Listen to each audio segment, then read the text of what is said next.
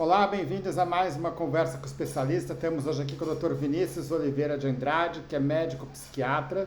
O Vinícius é psiquiatra supervisor do ambulatório de transtornos do impulso do Instituto de Psiquiatria da USP, psiquiatra do Corpo Clínico do Hospital Albert Einstein, em São Paulo, e secretário da Comissão de Adicções da Associação Brasileira de Psiquiatria.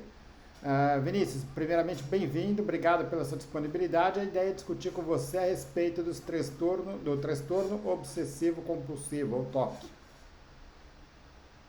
Olá, bom dia, muito obrigado pelo convite. É uma honra poder fazer parte dessas indicações. E hoje a gente gostaria de falar um pouquinho sobre o TOC. O TOC é uma doença que muitas vezes acaba sendo negligenciada. O paciente que busca a ajuda com TOC, geralmente ele leva até anos e o quadro vai se complicando. Basicamente, quando a gente vai falar de transtorno obsessivo compulsivo, a gente está falando de uma doença que vem do grupo das doenças ansiosas e que esse indivíduo ele tem um padrão de resposta com a presença de pensamentos obsessivos. O que são pensamentos obsessivos?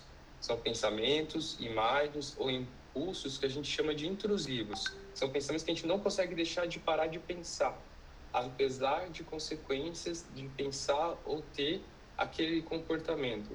Geralmente esses pensamentos obsessivos, eles levam a comportamentos compulsivos, comportamentos repetitivos, ou atos mentais que a pessoa precisa ter em resposta àquilo. Por exemplo, alguém que tem algum comportamento quando vê algum artigo religioso. É muito importante a gente falar que, para critério diagnóstico, o mais importante são os pensamentos obsessivos. A compulsão, os comportamentos, que às vezes fica mais famoso, que são as manias, eles são, até certo ponto, secundários, embora gerem mais prejuízo. Seria uma tentativa patológica do indivíduo tentar lidar com esses pensamentos que perseguem ele. Você pode dizer que em alguns casos essa compulsão ela é mais no pensamento do que numa ação prática em si. A pessoa tem aquele pensamento de algum comportamento, de alguma coisa que está incomodando ela. Exatamente. E para critério de diagnóstico, o mais importante é que exista a obsessão, não necessariamente a compulsão.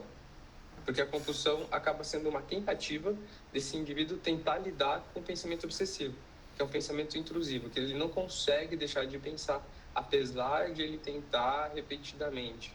Por exemplo, um pensamento de contaminação. O pensamento de contaminação, ele vai ter pensamentos que ele vai adquirir uma doença ou entrar em contato com um patógeno se ele não fizer determinado comportamento. Para lidar com isso, ele começa a fazer uma série de comportamentos para poder lidar com esse pensamento de contaminação. Então, ele acaba tendo uma compulsão por limpeza. Ele acaba tendo um isolamento social. Ele acaba tomando banho várias horas por dia e tendo problemas, às vezes, graves, como eu já peguei casos de alteração de lesão de pele por conta desse banho para tentar lidar com esse pensamento obsessivo. Tá ótimo. Agora, todo mundo, claro que você está falando em casos mais extremos aí, né? Agora, qualquer pessoa vai ter, vamos lá, suas manias, né? Qualquer pessoa vai ter hábitos e pensamentos que eventualmente se repetem, né? Quando que esse comportamento ele deixa de ser considerado algo normal e passa a ser visto como uma doença, como um transtorno? Exatamente. É importante a gente reforçar isso, que o fato de você ter alguma mania não quer dizer que você tenha TOC. É muito importante que passe por um profissional adequado para poder identificar e avaliar isso. Além disso, muitas vezes, pensamentos obsessivos não são relacionados diretamente ao diagnóstico de transtorno obsessivo compulsivo. Pensamentos obsessivos mais leves podem estar relacionados a um quadro de depressão ou um quadro de ansiedade. O indivíduo com transtorno de ansiedade generalizada, com quadro de ansiedade ao longo da vida, ele pode ter, durante a sintomatologia, o quadro agudo, sintomas obsessivos. Não necessariamente a gente vai fechar o diagnóstico de TOC. Tá? O diagnóstico ele vem pela persistência do problema e prejuízo funcional. Esse indivíduo, para tentar lidar com essas obsessões, ele acaba tendo isolamento social, prejuízo profissional, prejuízo nas relações pessoais, e a vida dele acaba ficando em função desse comportamento repetitivo, impulsivo. Tá ótimo. Bom, pode falar.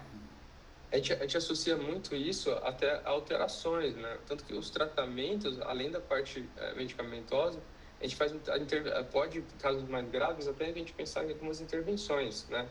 A gente considera que é uma disfunção no sistema córtico-estriato-tálamo-cortical. O que quer dizer isso? Ela está relacionada ao comportamento e impulso.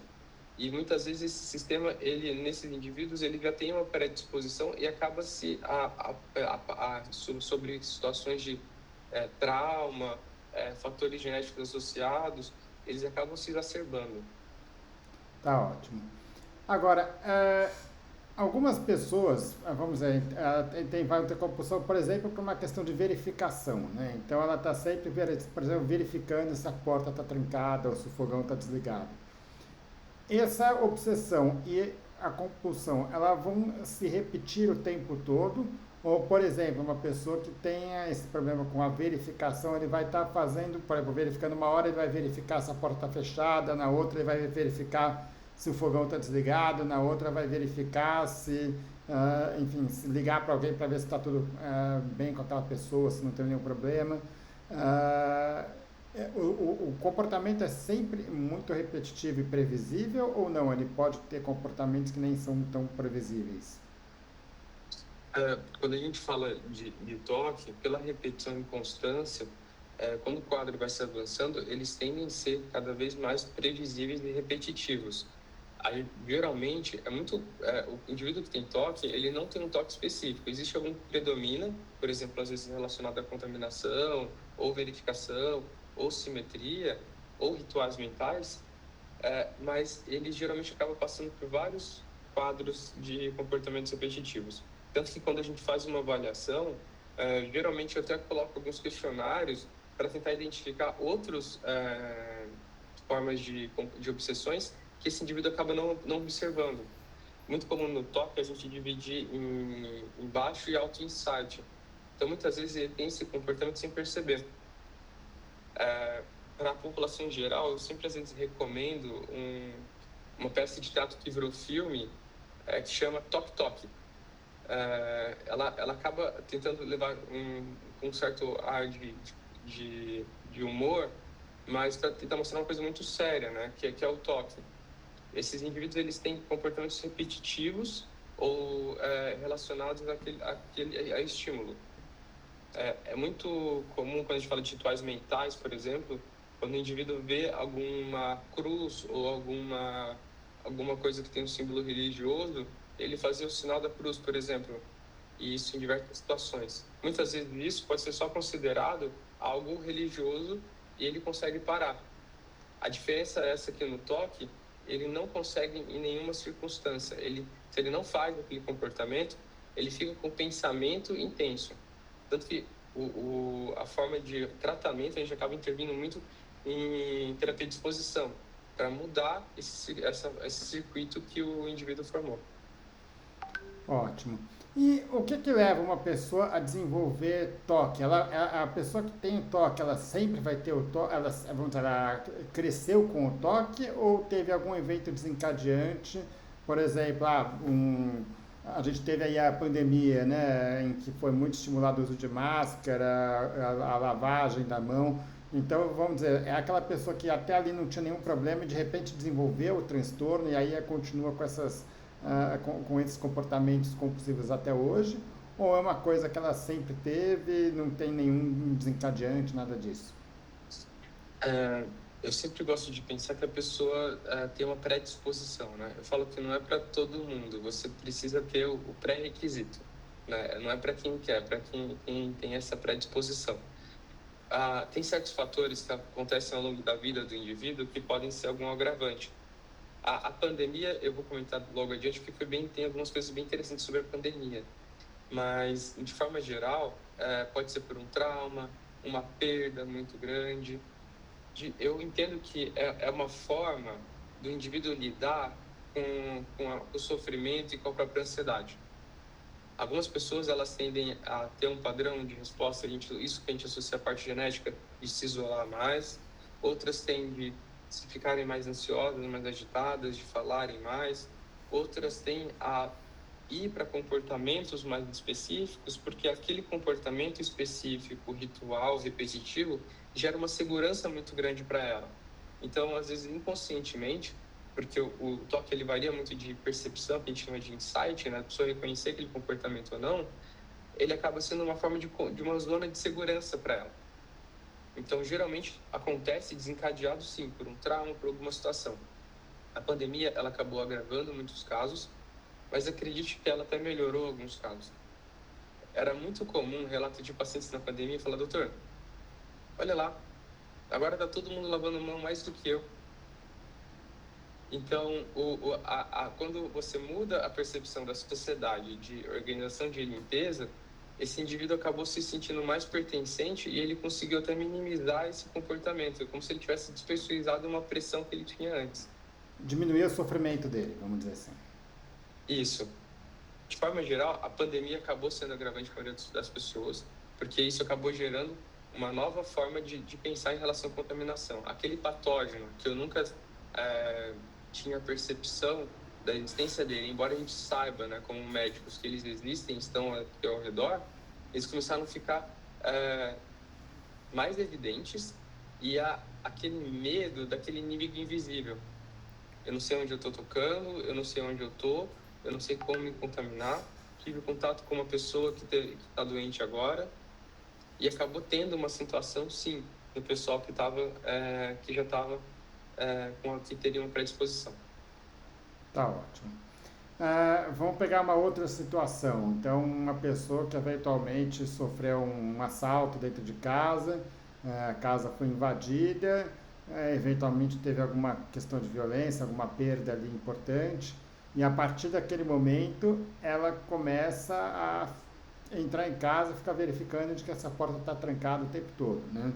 Ou então a pessoa que em algum dia saiu de casa, quando voltou estava o fogão lá, quase que uma tora de preto, com a casa toda infestada de fumaça, por conta de ter esquecido o gás ligado, né, o fogo ligado.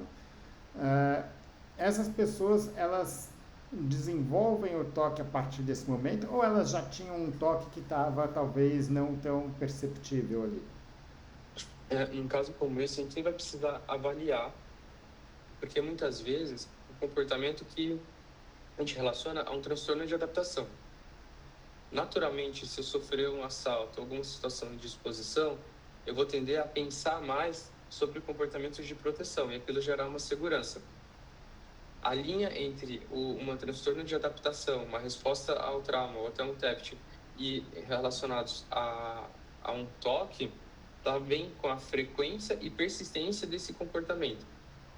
O indivíduo que vai desenvolver um toque, ele vai passar desse sintoma de resposta ao trauma, de ficar mais ansioso, de ter uma oscilação de humor, de começar a pensar que pode acontecer alguma coisa, para ter certeza que aquilo pode acontecer e que para isso ele precisa verificar 10, 15 vezes. E essa verificação vai gerando prejuízo para ele em relação à vida dele, à funcionalidade. Ele vai começar a evitar ambientes, ele vai começar a colocar objetos de segurança em excesso, e isso a gente vai observando junto com a família. Ótimo. Bom, aí já deu para entender um pouco o que é, como que ele se comporta, né? E aí fez o diagnóstico, vamos pensar no tratamento agora, né? Então, a primeira linha de tratamento do toque seria a psicoterapia, né? Mais especificamente a terapia cognitivo-comportamental. De que forma que a psicoterapia ajuda esses pacientes? Certo. O tratamento no toque, como quase todo tratamento de saúde mental, ele é essencialmente multidisciplinar. A gente envolve uma equipe e a terapia cognitiva comportamental, ela tem uma especificação no toque, né? A gente faz terapia cognitiva comportamental junto com uma terapia de exposição e prevenção de resposta. É muito importante que esse indivíduo, ele mude certos circuitos e comportamentos que ele associa à segurança, né? A eficácia é muito grande, ela é padrão ouro, TCC, e a farmacoterapia ela é essencial ao acompanhamento.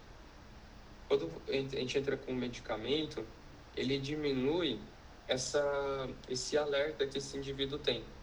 Eu gosto de usar um exemplo que é como se eu tivesse um alarme tocando e esse alarme estivesse muito alto. Acho que todo mundo aqui já passou por isso, de ter um alarme tocando e a gente não consegue nem ouvir nossos pensamentos.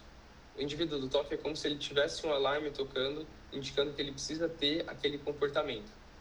Quando a gente entra com um medicamento, serotoninérgico inicialmente, né, ou alguns tricíclicos, esse alarme ele começa a ficar um pouquinho mais baixo.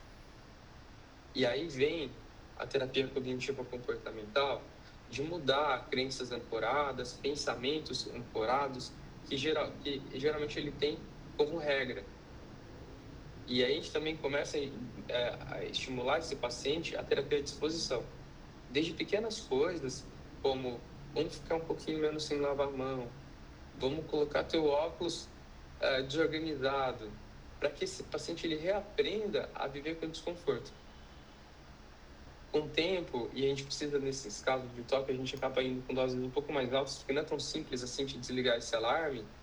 Esse indivíduo, ele começa a se perceber tendo comportamentos que antes esse alarme não permitiam, de levar ele com aquele comportamento obsessivo.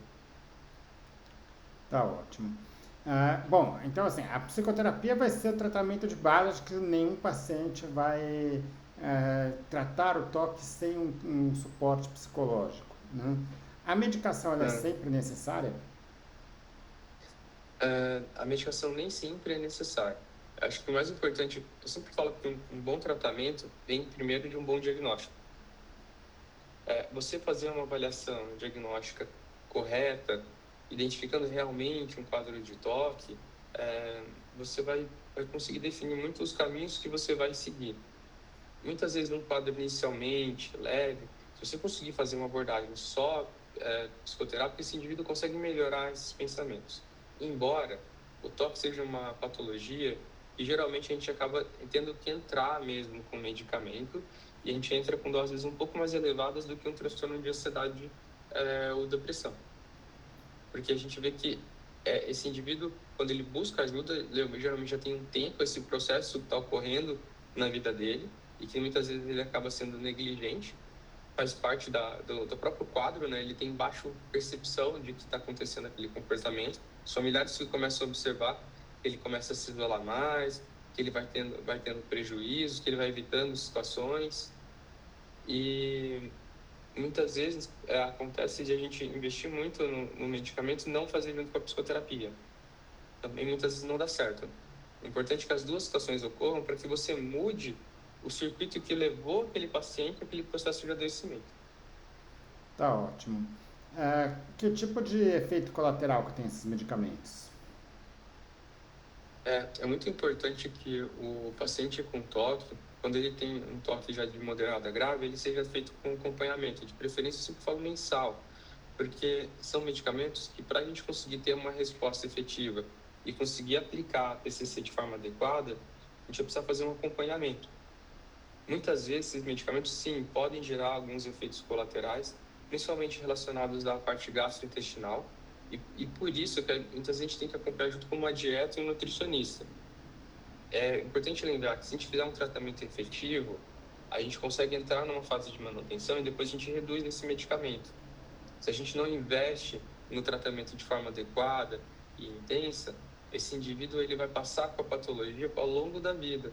E a tendência da cronificação e a complicação do quadro. Quanto mais tempo a gente demora para tratar um quadro de toque ou qualquer quadro do nicho das ansiedades, mais difícil é ele melhorar. E mais grave ele vai se tornando. Dificilmente ele se resolve sozinho. Ótimo.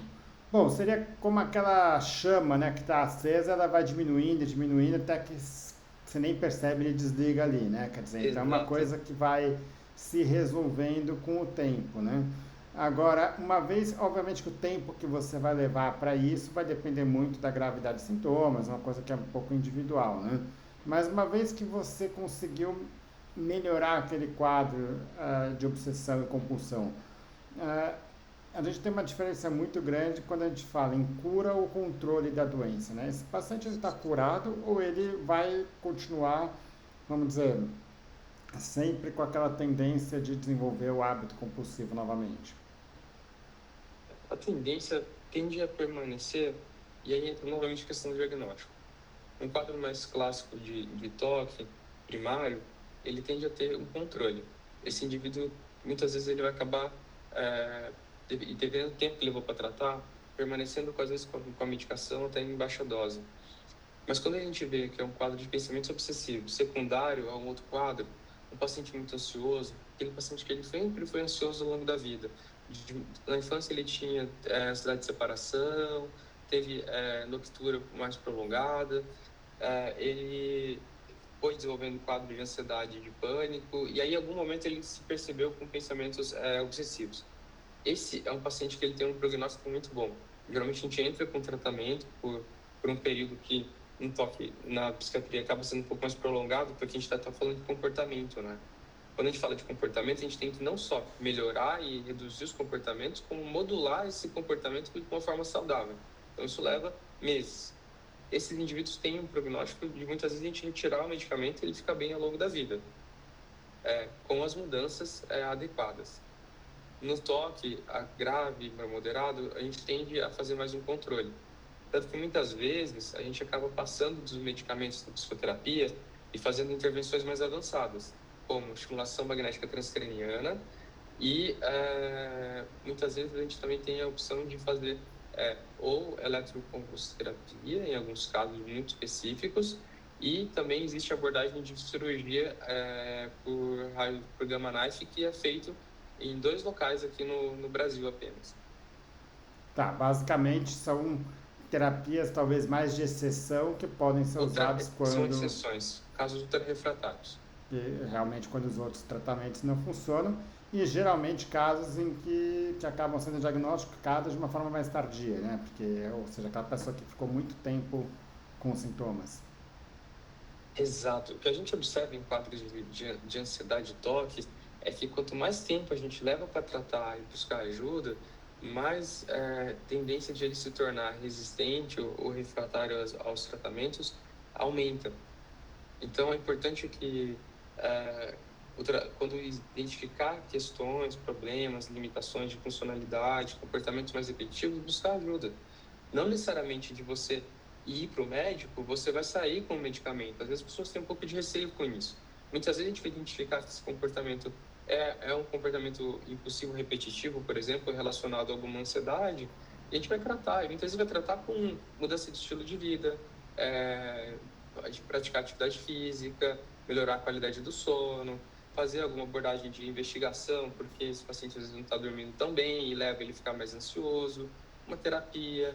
Não necessariamente o indivíduo passar com o médico, psiquiatra, vai ser uma indicação de entrar com tratamento medicamentoso. E não necessariamente ele vai sair com um diagnóstico. Muitas vezes isso vai ajudar a esclarecer ele o tratamento e ele poder seguir a vida dele com mais qualidade. Esse é o grande objetivo da gente buscar um médico na nossa vida, né? Tá ótimo. Vinícius, acho que deu para entender bem os princípios gerais aí de avaliação e tratamento do toque. Queria te agradecer mais uma vez a disponibilidade e contar aqui com você em outra discussão. Muito obrigado, João.